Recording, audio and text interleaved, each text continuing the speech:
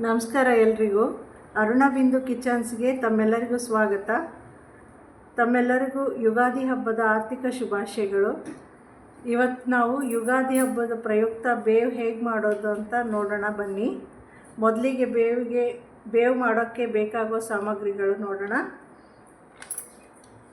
1 ಬಟ್ಲು ಸಕ್ಕರೆ, ಸ್ವಲ್ಪ ಸೋಂಪು, ಪುಟಾಣಿ ಅಂದರೆ ಹುರ್ಗಡ್ಲೆ, ಒಣ ಕೊಬ್ಬರಿ, ಉತ್ತುತ್ತಿ, ಕಲ್ಸಕ್ಕರೆ, ಜಾಜಿಕಾಯಿ, 1 ಮಾತ್ರ ಸಾಕು ಜಾಜಿಕಾಯಿ, 2 ಏಲಕ್ಕಿ. ಹಾಗೆ ಬೇವು ಮಾಡೋದಕ್ಕೆ ಬೇಕಾಗುವಂಥ ಫ್ರೂಟ್ಸು ಬಾಳೆಹಣ್ಣು,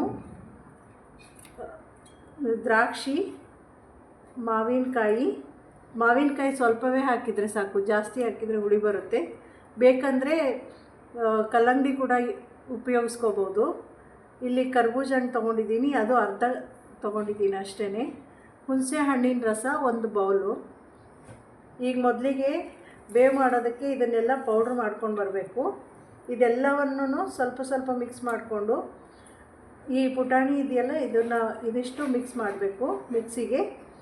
ಆಮೇಲೆ ಸಕ್ಕರೆ ರುಚಿಗೆ ಎಷ್ಟು ಬೇಕು, ಕೆಲವರು ಸ್ವಲ್ಪನೇ ಸ್ವೀಟ್ ತಿಂತಾ ಇರ್ತಾರೆ, ಕಡಿಮೆ ಸ್ವೀಟ್ ತಿಂತಿರ್ತಾರೆ ಸಿಹಿ. ಹಾಗಾಗಿ ಸಕ್ಕರೆನ ಕಡಿಮೆ ಉಪಯೋಗಿಸ್ಕೊಳ್ಳೋರು ಕಡಿಮೆ ಹಾಕ್ಕೊಳ್ಬೋದು. ಬೇವಿಂದು ಹೂವು ಇದೆಯಲ್ಲ, ಇದರೊಳಗಡೆ ಇರೋಂಥ ಬೀಜಗಳನ್ನ ಹಾಕ್ಕೊಳ್ಬಾರ್ದು, ಹೂವು ಮಾತ್ರ ಉಪಯೋಗಿಸ್ಕೊಳ್ಬೇಕು, ಇಲ್ಲಾಂದರೆ ಕಹಿ ಜಾಸ್ತಿ ಬಂದುಬಿಡುತ್ತೆ.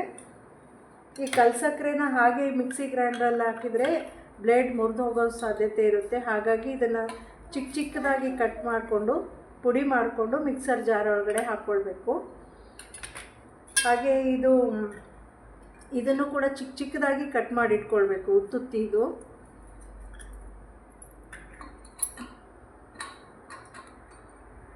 ಇದನ್ನೆಲ್ಲನೂ ಮಿಕ್ಸಿ ಮಾಡ್ಕೊಂಡು ಬರ್ತೀನಿ.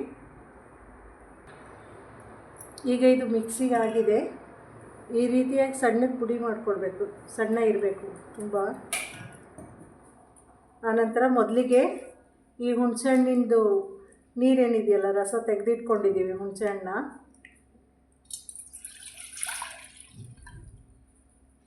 ಹಾಕ್ಕೊಳ್ಬೇಕು.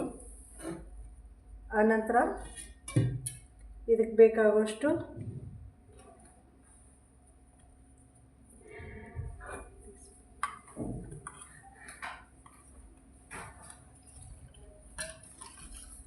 ಇನ್ನೊಂದು ಸ್ವಲ್ಪ ನೀರು ಬೇಕಾಗುತ್ತೆ ಇದಕ್ಕೆ.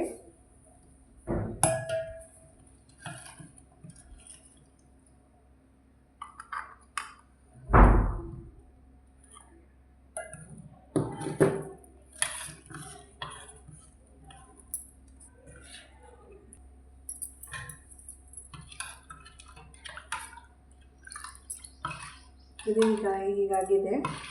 ಇದಕ್ಕೆ ಹಣ್ಣುಗಳನ್ನ ಸೇರಿಸ್ಕೊಳ್ಳೋಣ. ಮೊದಲಿಗೆ ಬಾಳೆಹಣ್ಣು,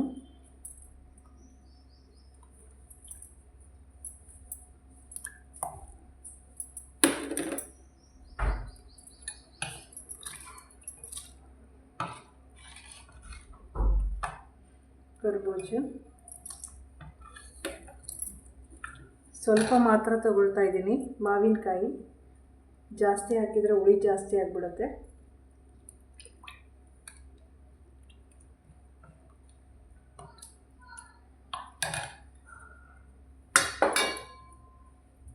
ಹಾಗೆ ಗ್ರೇಪ್ಸ್, ದ್ರಾಕ್ಷಿ ಹಣ್ಣು ಈ ರೀತಿಯಾಗಿ ಚಿಕ್ಕದಾಗಿ ಪೀಸ್ ಮಾಡ್ಕೊಳ್ಳೋಣ.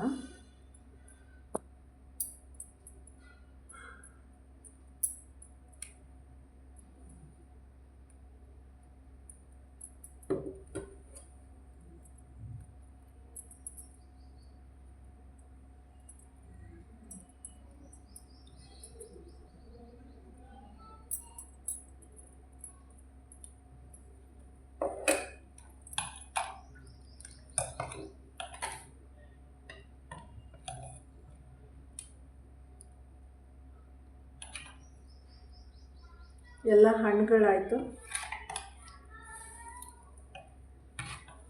ಕೊನೆಯದಾಗಿ ಬೇವು ಈ ರೀತಿ ರೆಡಿಯಾಗಿದೆ ನೋಡಿ. ತುಂಬ ರುಚಿಕರವಾಗಿರುತ್ತೆ ಇದು. ನಮ್ಮ ಉತ್ತರ ಕರ್ನಾಟಕದಲ್ಲಿ ಯುಗಾದಿ ಹಬ್ಬಕ್ಕೆ ಇದೇ ವಿಶೇಷ.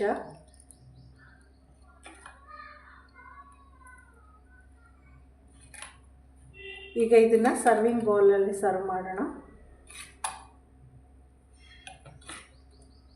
ಯಾರೆಲ್ಲ ಮೊದಲನೇ ಬಾರಿಗೆ ನಮ್ಮ ಚಾನಲಲ್ಲಿ ನೋಡ್ತಾ ಇದ್ದೀರೋ ಅವ್ರು ದಯವಿಟ್ಟು ಸಬ್ಸ್ಕ್ರೈಬ್ ಮಾಡಿ, ಅಲ್ಲೇ ಇರೋ ಬೆಲ್ಲೈಕನ್ನ ಪ್ರೆಸ್ ಮಾಡಿದರೆ ನಾನು ಮಾಡೋ ಬೇರೆ ಅಡುಗೆಗಳು ಕೂಡ ಮೊದಲಿಗೆ ನೋಟಿಫಿಕೇಷನ್ ನಿಮಗೆ ಬರುತ್ತೆ. Thank you.